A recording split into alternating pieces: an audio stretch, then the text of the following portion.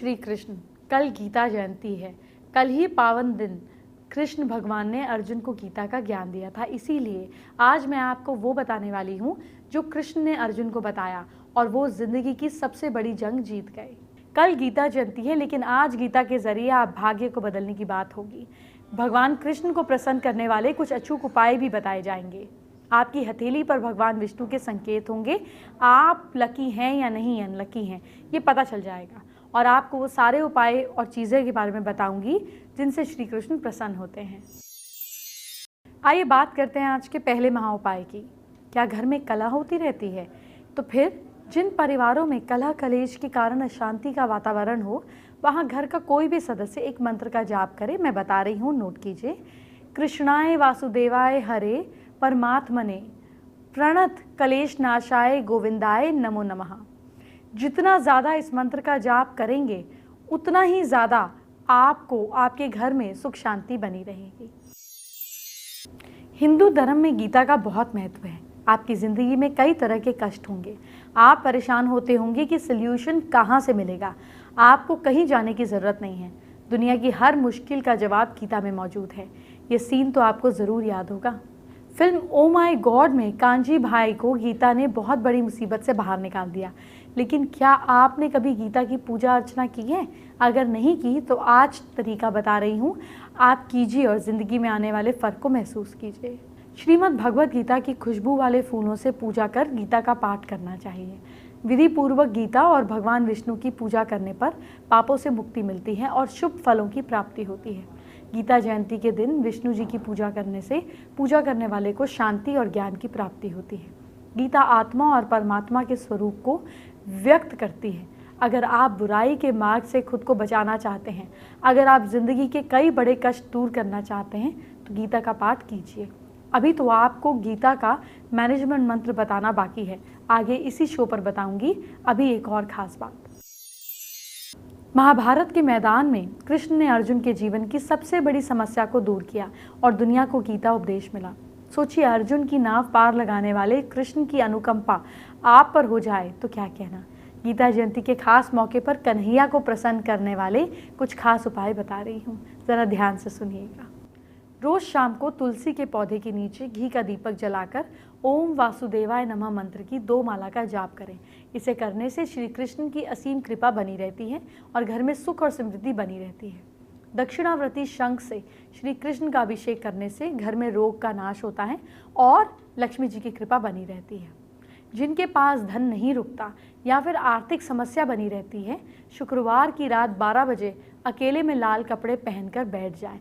अपने सामने 10 लक्ष्मी कारक कौड़ियों का रखकर तेल का दीपक जलाएं। हर कौड़ी को सिंदूर में रंग कर रख लें। उसके बाद हकीक की माला से ओम ह्रीम श्रीये श्रीये फट मंत्र की 5 माला का जाप करें। जाप पूरा करने के बाद पूजा में रखी कौड़ियों को धन रखने के स्थान पर रख दें। ऐसा करने से पैसा रुकने लगता है, आर्थिक स्थिति में मजबूती आती है। पूजा करते समय मंदिर में कुछ पैसे रखें। पूजा करने के बाद ये पैसे अपने पर्स में रख लें। ऐसा करने से आपका पर्स कभी भी खाली नहीं होगा। हर थर्सडे को पूजा करने के बाद पीला अनाज दान करें। इससे माँ लक्ष्मी की कृपा बनी रहती है, जैसे चने की दाल। जिन लोगों के जीवन में लगातार समस्याएं आ रही हैं, वो लोग कृष्ण शरणं मम मंत्र का लगातार जाप करें। घर में आए दिन कोई बीमारी रहती है या फिर अशांति का माहौल बना रहता है, तो फिर आप क्लीम ऋषिकेशाय नमः मंत्र का कम से कम 108 बार जाप करें, यानी कि 1 माला का जाप करें, लाभ होगा। महिलाएं अपनी सौभाग्य बढ़ाने के लिए ओम ऐं श्रीम क्लीम प्राण वल्लभाय सौभाग्यदाय श्री कृष्णाय स्वाहा मंत्र का कम से कम 51 माला का जाप करें। आपके साथ साथ आपके घर का सौभाग्य भी मजबूत होगा। चलिए जानते हैं आज का दूसरा महा उपाय। क्या संतान सुख नहीं है?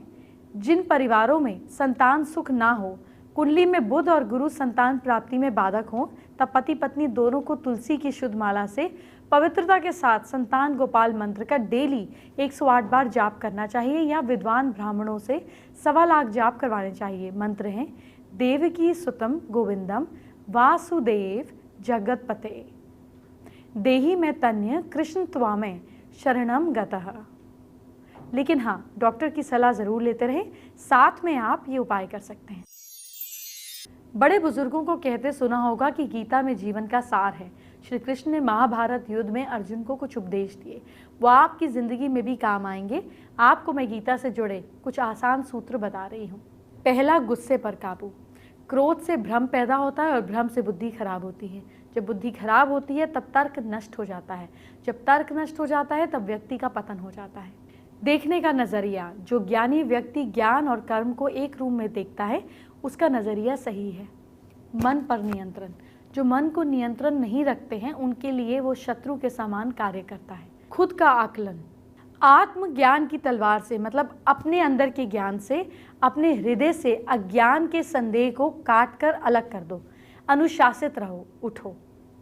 खुद का निर्माण। मनुष्य अपने विश्वास से निर्मित होता है। जैसा वो विश्वास करता है वैसा ही वो बन जाता है। हर काम का फल मिलता है। इस जीवन में ना कुछ खोता है ना व्यर्थ होता है। आप जो करते हैं आपको उसका फल जरूर मिलता है। प्रैक्टिस जरूरी है। मन अशांत है और उसे नियंत्रित करना कठिन है, लेकिन प्रैक्टिस से इसे वश में किया जा सकता है। विश्वास के साथ विचार। व्यक्ति जो चाहे बन सकता है अगर वो विश्वास के साथ जो पाना चाहे लगातार उसके बारे में सोचे और कर्म करे। दूर करें तनाव। कोई भी ऐसा काम जिससे तनाव हो उसे हमेशा दूर करें। अपना काम पहले करें। किसी और का काम पूर्णता से करने से कहीं अच्छा है अपना काम करें, भले ही उसे अपूर्णता से क्यों ना करना पड़े। किस तरह करें काम। जो कार्य में निष्क्रियता और निष्क्रियता में कार्य देखता है वो एक बुद्धिमान व्यक्ति है। काम में ढूंढे खुशी। जब वो अपने कार्य में आनंद खोज लेता है तब वो पूर्णता प्राप्त करता है। कृष्ण जी की कृपा मिल जाए तो जीवन का हर संकट दूर हो जाएगा। आपके लिए बड़े काम की जानकारी लाई हूँ। घर में श्री कृष्ण की तस्वीर या मूर्ति स्थापित करने से पहले एक जरूरी बात सुनिए। श्री कृष्ण को 6 चीजें बहुत प्रिय है। उनमें से एक है बांसुरी, दूसरी गाय, तीसरी मिश्री, चौथी मोरपंख, 5वां कमल और 6ठा विजंती माला। इसीलिए जब आप श्री कृष्ण की मूर्ति को स्थापित करें तो ध्यान रखें कि उसके साथ 6 चीजें जरूरी हों। जो भी भक्त श्री कृष्ण को ये 6 चीजें अर्पित करता है उसके घर में सुख, समृद्धि, ऐश्वर्य की कमी नहीं होती। जानिए कैसे। श्री कृष्ण को 3 वजह से बांसुरी बहुत पसंद है। पहला, बांसुरी एकदम सीधी होती है, उसमें किसी तरह की कोई गांठ नहीं होती, जो संकेत देती है कि अपने अंदर किसी तरह की गांठ मत रखो, मन में बदले की भावना मत रखो। दूसरा, बिना बजाए ये बजती नहीं है, मानो बता रही है कि जब तक कहा ना जाए तब तक बोलो मत। और तीसरा, जब भी बजती है मधुर बजती है, जिसका अर्थ हुआ कि जब भी बोलो मीठा बोलो। कहते हैं गाय के शरीर में 33 करोड़ देवी देवताओं का वास होता है। साथ ही गाय सभी गुणों की खान है, इसीलिए श्री कृष्ण को गाय अति प्रिय है। घर के मंदिर में श्री कृष्ण के साथ ही गाय और बछड़ा भी रखना चाहिए। फिर है मोर का पंख। देखने में बहुत सुंदर होता है, इसीलिए इसे सम्मोहन का प्रतीक माना जाता है। मोर को चिर ब्रह्मचर्य युक्त प्राणी समझा जाता है, इसीलिए श्री कृष्ण मोर पंख धारण करते हैं। मोर मुकुट का गहरा रंग दुख और कठिनाइयाँ, हल्के रंग सुख और शांति, समृद्धि का प्रतीक माना गया है। आगे बढ़ूं उससे पहले एक और ज़रूरी बात। श्री कृष्ण के सिर पर सुशोभित मोर पंख का वास्तुशास्त्र में भी बहुत महत्व है। आपके घर में लगा मोर पंख आपकी ज़िंदगी बदल सकता है। इसके बारे में आपको कल विस्तार से बताऊंगी। अभी आगे बढ़ते हैं। श्री कृष्ण को कमल भी बहुत प्रिय है। कमल जो है ये कीचड़ में उगता है, लेकिन कीचड़ से अलग रहता है, इसीलिए कमल पवित्रता का प्रतीक है। कान्हा को माखन मिश्री भी बहुत प्रिय है। मिश्री का एक महत्वपूर्ण गुण ये है कि इसे जब माखन में मिलाया जाता है तो उसकी मिठास माखन के कण कण में घुल जाती है। उसके प्रत्येक हिस्से में मिश्री की मिठास समा जाती है। मिश्री युक्त माखन जीवन और व्यवहार में प्रेम को अपनाने का संदेश देता है। भगवान को गले में विजंती माला आप देखेंगे पहने हुए, जो कमल के बीजों से बनी है। दरअसल कमल के बीज सख्त होते हैं, कभी टूटते नहीं हैं, सड़ते नहीं हैं, हमेशा चमकदार बने रहते हैं। इसका मतलब ये है कि जब तक जीवन है तब तक ऐसे हमेशा प्रसन्न रहो। दूसरा, ये कमल माला बीज है, इसकी मंजिल होती है भूमि। भगवान कहते हैं ज़मीन से जुड़े रहो, चाहे कितने भी बड़े क्यों ना हो जाओ, हमेशा अपने अस्तित्व की असलियत के नज़दीक रहो। चलिए अब मैं आपको आज का तीसरा महा उपाय क्या है ये बताती हूँ। सवाल क्या है नोट कर लीजिए। क्या कर्ज बढ़ता ही जा रहा है, काम होने का नाम ही नहीं, कम होने का नाम ही नहीं ले रहा? तो सबसे पहले 5 लाल गुलाब के खिले हुए फूल लीजिए। इससे 1.25 मीटर सफ़ेद कपड़े में आप लेकर अपने सामने बिछा लीजिए। 5 गुलाब के फूलों को गायत्री मंत्र का 21 बार जाप करते हुए सफ़ेद कपड़े में बांध दें।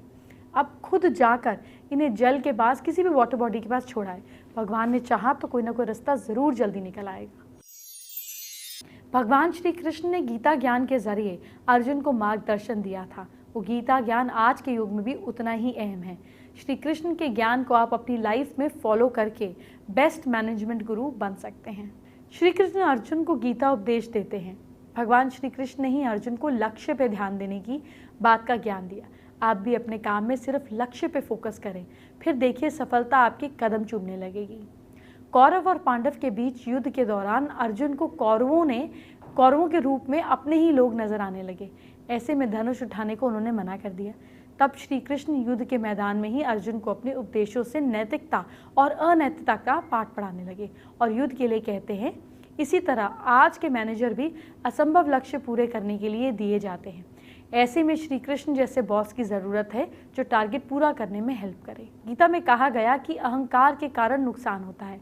ऐसे ही ज़िंदगी में जब सफलता मिलती है तो हमें अहंकार से भर जाते हैं, उसके बाद हमारा पतन शुरू हो जाता है। इसीलिए गीता में श्री कृष्ण का ज्ञान आज के मैनेजर पर भी लागू होता है। कृष्ण कहते हैं जिस कर्म को करते रहो पर साथ में आगे बढ़ने के लिए अपने आप को अपडेट करते रहो, पर ज्ञान को अपडेट किए बिना आप आगे नहीं बढ़ सकते। समय को पहचानें और उसके मुताबिक चीज़ें सीखें, तभी आप तेज़ी से आगे बढ़ सकते हैं।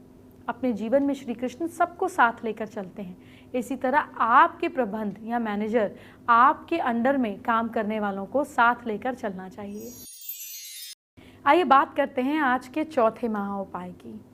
सवाल क्या है अब आपको ये बताती हूँ। क्या घर में लंबे समय के लिए सुख समृद्धि चाहिए? पीपल की पेड़ की छाया में खड़े रहकर लोहे के बर्तन में जल, चीनी, घी और दूध मिलाकर पीपल के वृक्ष की जड़ में डालने से घर में लंबे समय तक सुख समृद्धि रहती है और लक्ष्मी जी का वास होता है। कल मंगलवार है, इसीलिए आज आपको हनुमान जी की कुछ खास जानकारियां दे रही हूं। अगर बजरंग कृपा मिल गई तो आपको बहुत से संकटों से छुटकारा मिल जाएगा। हनुमान जी सभी दिशाओं से रक्षा करते हैं। इनकी पूजा के लिए मंगलवार का दिन विशेष है, क्योंकि महाबली हनुमान मंगलवार के दिन ही पैदा हुए थे, इसीलिए इस दिन इनकी पूजा का विधान है। माना जाता है कि कलयुग में पवन पुत्र हनुमान धरती पर भ्रमण कर रहे थे और दिल से पुकारने वाले भक्तों पर जल्दी ही प्रसन्न होकर कृपा करते हैं। आप भी इनकी कृपा पाना चाहते हैं तो ज्ञान कीजिए और साथ साथ एक ऐसा मंत्र बता रही हूँ जिसका जाप करने से 1001 बार हनुमान जी प्रसन्न हो जाते हैं। मंत्र क्या है, नोट कीजिए। मंत्र बहुत ही सरल है और मंत्र है श्री राम। मंगलवार के दिन सुबह सवेरे उठकर स्नान करके हनुमान जी की फोटो या मूर्ति के सामने आसन बिछाकर बैठ जाएं। सिंदूर, चावल, लाल पुष्प, धूप, दीप से पूजन, महाबली की पूजा करें और भोग में मोतीचूर के लड्डू चढ़ाएं। फिर आपको जो बोलना है ध्यान से सुनिए। राम भक्त हनुमान की जय, ये कहने से हनुमान जी महाराज बहुत प्रसन्न होते हैं। राम नाम हनुमान जी को बहुत प्रिय है, इसीलिए जय हनुमान की बजाय आप अगर राम भक्त हनुमान की जय जयकार का योग लगाएंगे, बोलेंगे और 1001 बार बोलेंगे तो वो जल्दी प्रसन्न हो जाते हैं। अब मैं आपको हथेली पर विष्णु जी के संकेतों के बारे में बताने वाली हूँ। आपकी हथेली पर एक संकेत है जो विष्णु जी का माना जाता है और वो कुछ और नहीं बल्कि कमल है। क्या आपकी हथेली पर कमल है? अगर है तो आप बहुत भाग्यशाली हैं। कैसे होता है? कई बार कमल ऐसे बन जाता है, इस तरीके से संकेत बन जाते हैं कमल के। कई बार इधर बन जाता है, कहीं पर भी ऐसे कमल का संकेत बन जाता है। कमल चिन्ह भी स्वास्थ्य की भांति ही शुभ माना जाता है। इसे भगवान विष्णु का चिन्ह कहा जाता है। हथेली पर ये निशान विष्णु योग कहलाता है। जिनके हाथों में निशान पाया जाता है वो भगवान के प्रिय होते हैं, भाग्यवान होते हैं। उन पर भगवान विष्णु की कृपा रहती है। विष्णु जी को शास्त्रों में पालनकर्ता के नाम पे जाना जाता है। विष्णु जी को शास्त्रों में पालनकर्ता के नाम से जाना जाता है। इस रूप में उनको संबोधित किया जाता है। जिस पर इनकी कृपा होती है वो हर प्रकार के सांसारिक सुख, मान, प्रतिष्ठा को प्राप्त करते हैं। आपकी हथेली पर ये चिन्ह होने से आप बहुत अच्छे स्पीकर होते हैं, कुशल वक्ता के रूप में जाने जाते हैं। साथ ही आप लीडरशिप में लोगों को सही राह पे लाने में माहिर होते हैं। आइए बात करते हैं आज की स्पेशल एस्ट्रो टिप का।